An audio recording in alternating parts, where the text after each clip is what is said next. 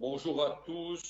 Monsieur le Président exécutif, Monsieur les conseillers exécutifs, Monsieur les conseillers, Mesdames. Bon, très rapidement, dans mes propos liminaires, je voudrais souligner qu'aujourd'hui, si nous sommes appelés à nous prononcer sur ce rapport, c'est bel et bien parce que la crise des déchets perdure, se prolonge, et nous sommes aujourd'hui dans des situations extrêmes que nous pouvons nous gérer nous-mêmes, et donc nous faisons appel à d'autres régions voisines. Je voulais par là même aussi, même si c'est le CIVADEC l'opérateur, saluer et remercier le président de la CAPA, c'est bien M. Laurent Martange qui nous a proposé cette solution qui vous a été soumis à vous-même, Monsieur le Président de l'Office de l'Environnement, ainsi que Monsieur le Président de l'exécutif, afin d'y répondre, et vous y avez répondu favorablement, puisque nous n'avions pas d'autre solution d'évacuer les 21 300 tonnes qui étaient stockées un peu partout encore sur les 18 sites, comme vous l'avez souligné, notamment sur celui de Saint-Antoine à Ajaccio, qui causait, comme dans d'autres endroits bien sûr, mais qui causait des nuisances très importantes. Et je voudrais avoir quand même une pensée pour les gens de Saint-Antoine, Sarlat, Lorette et tous les environs qui ont subi des nuisances très importantes, et ce, pendant des semaines. Aujourd'hui, la réponse est apportée. Donc, vous l'avez souligné, Monsieur le Président de l'Environnement, une crise sanitaire mondiale avec le Covid-19, et de plus une crise sanitaire, je dirais, locale, insulaire. Je voudrais vous rappeler, et vous étiez présent, mais il y a 4 ans, lorsque nous votions le premier plan en mai 2016, nous avions prédit que nous orientions vers cette situation, et je voudrais quand même signaler que le CIVADEC avait déjà préparé des marchés qui n'ont pas été suivis, faute de possibilités et de moyens d'exporter nos balles, de transporter nos balles, nos tonnes de déchets sur le continent. Mais aujourd'hui, nous y sommes, et nous sommes en train d'échanger, de discuter sur les montants et les financements respectifs. Donc, en gros, un traitement du coup à la tonne de 100 € en Corse, 101 € exactement. Aujourd'hui, avec le traitement et le transport, nous sommes quasiment à 300 €, 293 € la tonne. Donc 3 fois plus. Voilà le résultat. Donc cela, on pourrait se poser des questions aujourd'hui sur quand même, je dirais, le côté inopérant de notre plan régional, et peut-être faudrait-il revoir les choses face à la situation dans laquelle la Corse se trouve par rapport à ses déchets. Voilà. Ça, c'est encore un autre point qui sera encore discuté et soulevé ultérieurement. Donc, des amendements dans la foulée, mais aujourd'hui, au moment où l'on prône de plus en plus d'autonomie, voire même une autonomie entière, pleine et entière, eh bien, je voudrais vous le dire, mais sans arrière-pensée aucune, il est pour moi, en tant que conseiller territorial, un peu difficile de vivre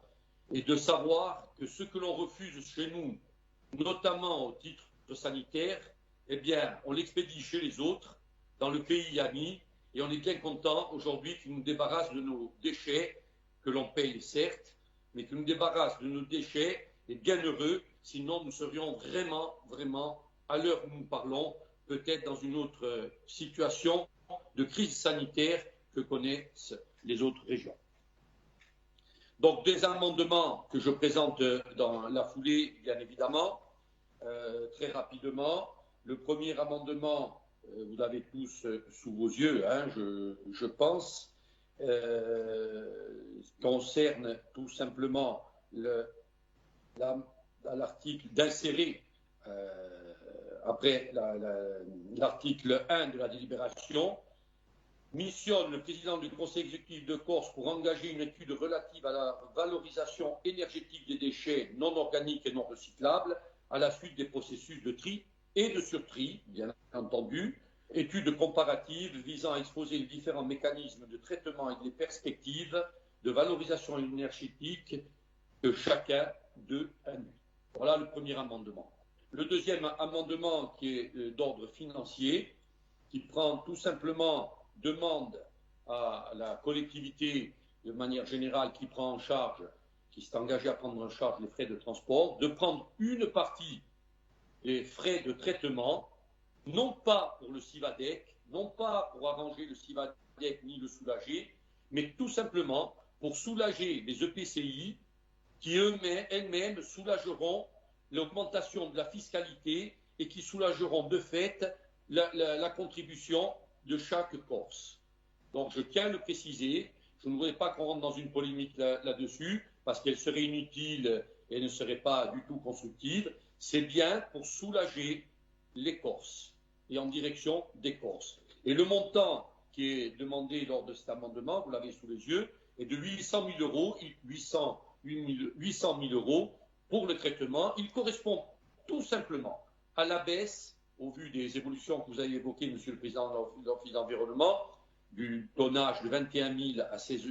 300 à 16 000, tout simplement la baisse du coût de transport, et c'est ces 808 000 euros en moins qu'avait prévu et budgété la collectivité, de les maintenir et les basculer en quelque sorte pour prendre en charge une partie du traitement qui ne correspondrait même pas à un tiers du traitement en direction des Corses. Je le dis encore une fois, les EPCI qui ont déjà assumé 5 millions d'euros de frais pour les crises qui viennent de s'écouler et la mise en balle, aujourd'hui vont encore assumer plus de 2 millions pour le traitement.